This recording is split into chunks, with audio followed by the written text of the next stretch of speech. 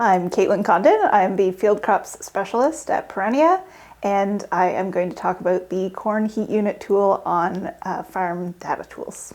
The corn heat unit tool is a measure of heat accumulation over the course of the growing season. And that corresponds to the amount of heat that's required by a corn hybrid in order to reach maturity. So this tool uses on-farm weather stations to be able to calculate that heat accumulation over a certain period of time. So producers can use this tool in a couple of different ways. So one would be in season to calculate the heat that has accumulated so far.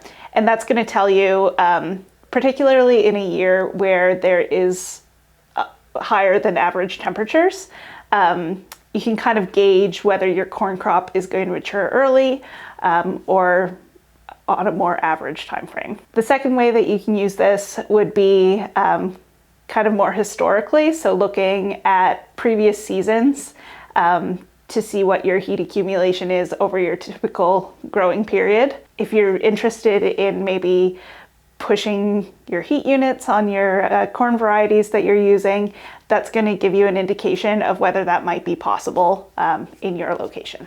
So I think the biggest benefits of using this tool would be the historical information, being able to go back to previous seasons and find out what your average heat unit accumulation is over that time period. The key feature of this tool is being able to select a certain weather station to get this information from. So you can really dive in and get a very localized set of information rather than something being based off of a station that's taking in a really wide range. Yeah, so it's pretty simple to get started with the corn heat unit tool. You just have to sign up with Farm Data Tools. You select a station and the dates of relevance and press a button, and that's all you have to do.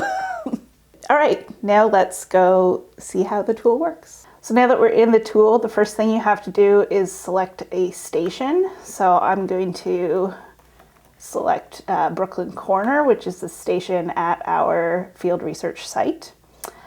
And then you have to choose a start date. So I'm going to look at last year, so 2024's typical growing season. So I'm going to put in May 24th for a planting date. And then my end date, I'm going to put in September 30th.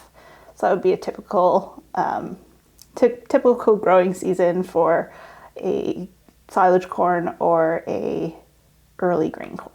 Then you just press calculate, and then it's going to put a line on this graph showing the progression of that accumulation over the growing season.